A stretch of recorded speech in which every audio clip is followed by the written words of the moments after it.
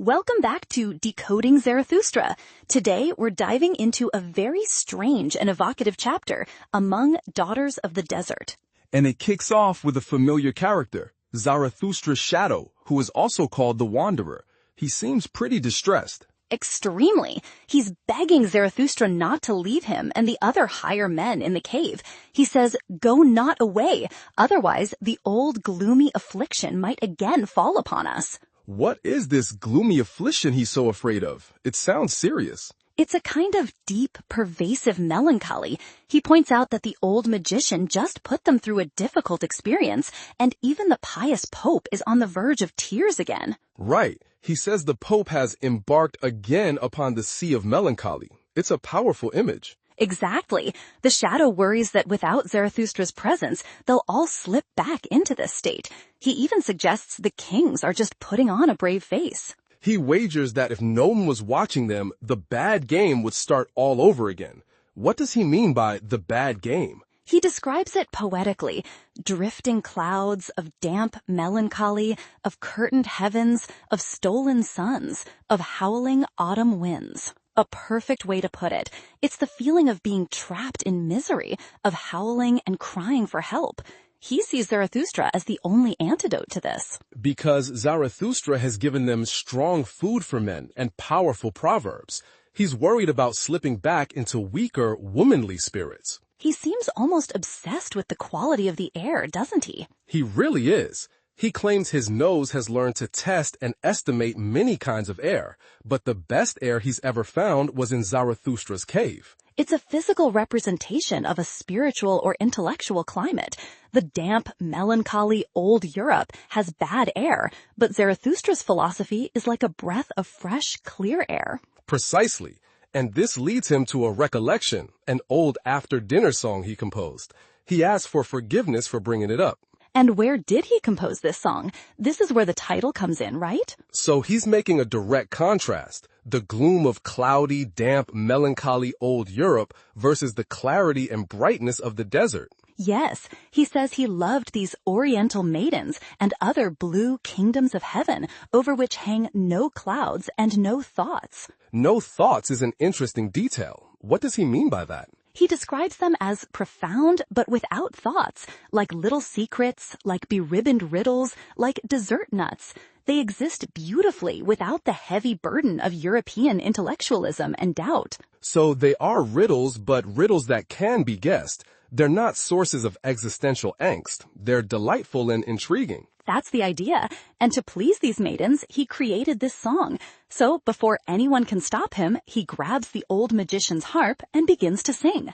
And the song itself is titled, "The Deserts Grow. Woe him who doth them hide," which is a very ominous and famous Nietzschean line. It is. The song starts with this bombastic, roaring style. Ha! Solemnly. In effect, solemnly. A worthy beginning. Afric manner. Solemnly. He's really putting on a performance. He even compares his own singing to a lion or a virtuous howl monkey. It's very self-aware and a bit comical. It is. He then addresses the friendly damsels and notes how strange it is for him, a European under palm trees. And then the imagery gets even stranger. He says he's near the desert but not in it because he's been swallowed down by a small oasis. Yes, and he describes the oasis as a yawning mouth, most sweet-odored of all mouthlets. He fell right in, among you, ye friendly damsels dearly loved. It's a very sensual, almost biblical image. It even makes him think of Jonah and the whale. He explicitly makes that learned allusion, as he calls it. He says, "Hail, hail to that whale, if it thus for its guests' convenience made things nice." He wishes the whale's belly was as lovely as this oasis. But then he immediately undercuts it with doubt. He says he doubts the whale's belly was that nice, and this doubt is his European baggage. Yes, with this come I out of old Europe, that doubteth more eagerly than doth any elderly married woman. It's a brilliant line. His European mind can't help but question and be skeptical, even in paradise. He can't escape his own intellectual habits. He then compares himself to a date fruit. Another fantastic image. He's sitting in the oasis like a date indeed, brown, quite sweet, gold suppulating. And what is this date fruit longing for? He says it's longing for the rounded mouth of a maiden, but even more for her ice-cold and snow-white and incisory front teeth. That's a very sharp and specific image. The soft, sweet fruit wants to be bitten by sharp, cold teeth. It's a desire for a kind of pleasant destruction or consumption. It's a collision of the soft, languid south fruit and the sharp, precise, incisory nature he might associate with a different kind of life. He's surrounded by these maiden kittens, Dudu and Suleika, and he's just sniffing the paradisal air. He calls the air bright and buoyant, golden mottled, and wonders if it fell from the moon. But again, the doubt creeps in. Right. He says, "But doubter, I'm now calling it in question," and repeats the line about coming from Europe, which doubteth more eagerly than doth any elderly married woman. It's the central tension of the song. He's trying to exist in this moment, lacking future, lacking remembrances, just drinking in the air. But his European identity keeps intruding. And this leads to the strangest part of the song, in my opinion, the palm tree. It is deeply strange. He's watching a palm tree, and he sees it as a dancer who doth bow and bend and on its haunches bob. And he says this dancer seems to have been standing on a single leg for too long, dangerously long. So long, in fact, that he thinks she forgot her other leg. He says he searched for the missing fellow jewel, the other leg, but couldn't find it. This is pure surrealism. He's lamenting a lost leg of a palm tree dancer. He concludes, "She hath, alas, lost it." The tone shifts to mock tragedy. Hoo-hoo, it is away, forever away, the other leg. He's grieving for this lonesomest leg. What could this possibly symbolize? A loss of balance? Something essential that has been forgotten or sacrificed? It could be many things. Perhaps it represents the West's focus on one way of being, say the intellectual or Apollonian, while forgetting the other, more instinctual Dionysian side. The dancer is beautiful, but incomplete, unbalanced. And he wonders if it was taken by a lion-like monster or gnawed away. It's both tragic and absurd. Then he turns back to the maidens, telling them not to weep.